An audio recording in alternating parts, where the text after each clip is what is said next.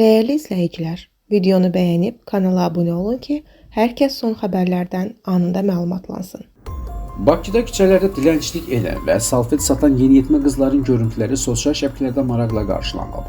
Xəbər verilir ki, onlar gözəllikləri ilə izləyicilərin diqqətini cəlb ediblər. Xüsusilə 13 yaşlı Aysu adlı qızın gözlərinin gözəlliyi barədə paylaşımlar çoxsaylı şərhlərə səbəb olub.